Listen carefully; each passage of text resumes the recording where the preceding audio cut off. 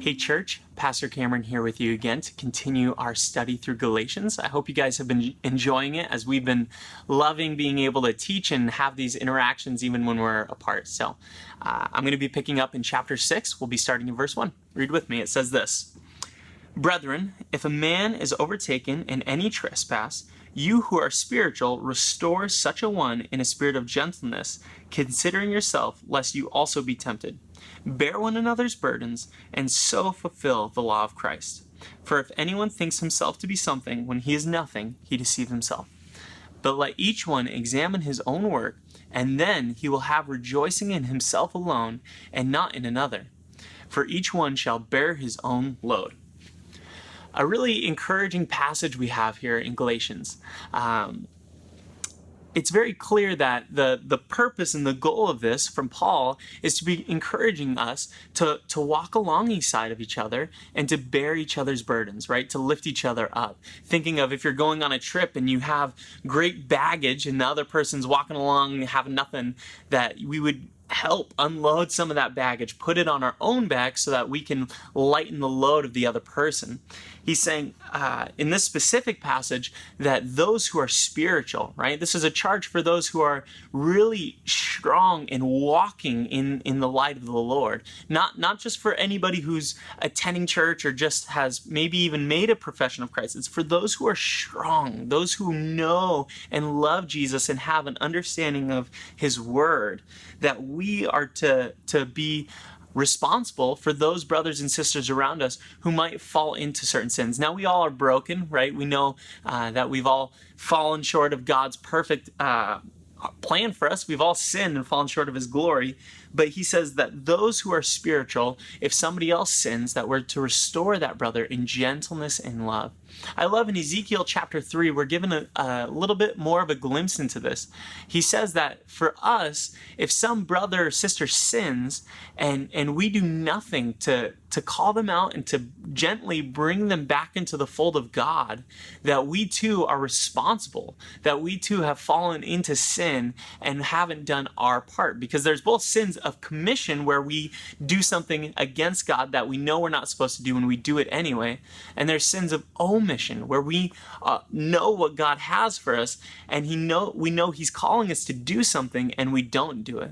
And that we as brothers and sisters are responsible to bear each other's burdens. And it says in that passage in Ezekiel chapter 3 that if we at least reach out to them and share and try to bring them back, then we are no longer responsible. We are no longer under that sin if they choose not to come back. However, if they come back, then there's great rejoicing and love. He says that we are to restore them gently and to be weary that we would not be tempted ourselves as we're doing these hard works and loving each other in whatever sin is going on, that we would be watchful, that we don't think we're so great that we wouldn't fall into the same sin. He goes on to say, for if anybody thinks himself to be something and he's nothing, then he deceives himself, right? I think this is telling us that if we think we're too great for something, too great to reach out to brothers and too great to lift each other's burdens, then we're really being deceived by the enemy. And we're thinking we're so great, but really we're not doing the work that Jesus has called us to, and we're just deceiving ourselves. And then he says, but let each one examine his own work, look to himself and see what we're doing, see how we're aligning ourselves with God's word. And then we can rejoice in our work. We can rejoice in the good things that come, the fruit that is bore from our work, and not be looking to other people, not comparing ourselves to others, seeing, oh, is he's doing his work? Oh, I'm just part of that. I'm just going to take glory in that. But we can take glory in the work that God's doing through us. And then in verse 5, for each one shall bear his own load. So this kind of two-part that we are to bear our own load. We're to do the work that God has called us to, not be in a Caltrans situation where 2 guys are working and 5 guys are sitting around, but that we are to work diligently as unto the Lord, but also we're doing it as unto each other, bearing each other's burdens. And I love what he says in verse 2, to fulfill the law of Christ, right? We know that the greatest, the most important law is to love God the Father with all our heart, mind, soul, and strength. And then second is like it, to love our neighbor as ourselves. And as we do these two things, Paul is giving us some specifics on how we love our neighbor.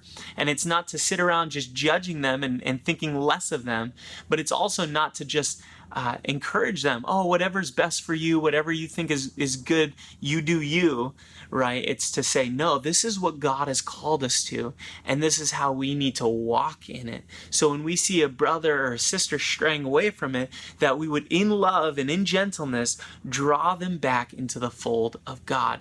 And that would be how we truly love them, right? Love is not just acceptance. Love is showing them and directing them in God's word, right?